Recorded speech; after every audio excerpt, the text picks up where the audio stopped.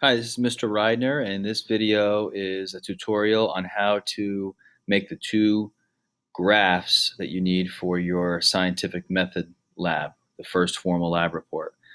So here I am in my Google Sheet, and you see that I have my table in that I was supposed to copy from the lab sheet. This is one of the tables that belong in my lab report.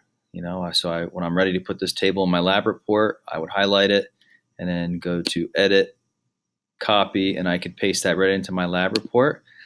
The other table that I have in there is table 2, and again, class averages right from my lab report, again, copying and pasting right into my Google Doc lab report.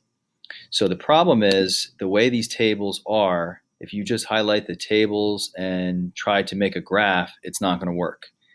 So what you have to do is you have to just pull the averages out, okay, for each shake. So what I did is I made another table down here at the bottom that I just highlighted, and it's for vial A and B, and I would suggest doing it in this format. And I have the averages for 1 shake, 2 shakes, and 3 shakes. So what I'm going to do is highlight that and no extra cells. If you highlight extra cells, the graph can be distorted.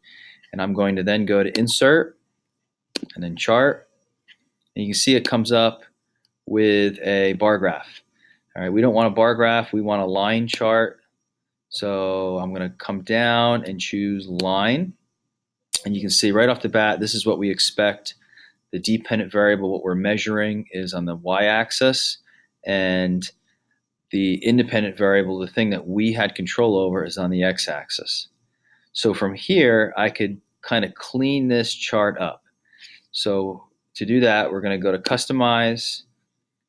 We're going to go to Chart and Axis Titles. We're going to fix the chart title, and we're going to type it in there. We're going to say time.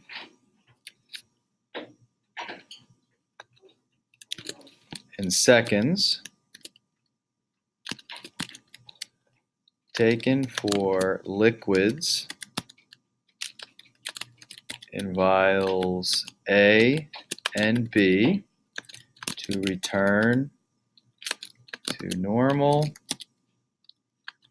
after being shaken. Okay, and so I kind of like when the title is centered. So we can do that down here. I'll center it. It looks a little better. I'm not a big fan of the legend being up here. So I'm going to go down here to the legend tool, and we can, under position, say we want it to the right. I think that looks a little better. And now we have to label our axes correctly. So you see our axes aren't correctly labeled, so we're going to go down here. Or I'm sorry, up here to Chart and Axis Titles. And we're going to select horizontal axis title, and the appropriate label for this would be number of shakes. And then we're going to select the vertical axis title, and the appropriate title would be time in seconds to return to normal. You see it shows right up. Okay, so from here, the only other thing I would suggest is there's a lot of unnecessary space here, this range. So if we go down to vertical axis, we can change our minimum and maximum value. I don't see anything below 10 or maybe even 15, so I'm going to change the minimum value to 15. You can see that kind of stretches the graph, makes it look a little better. And I don't see anything really above 45, just eyeballing the graph.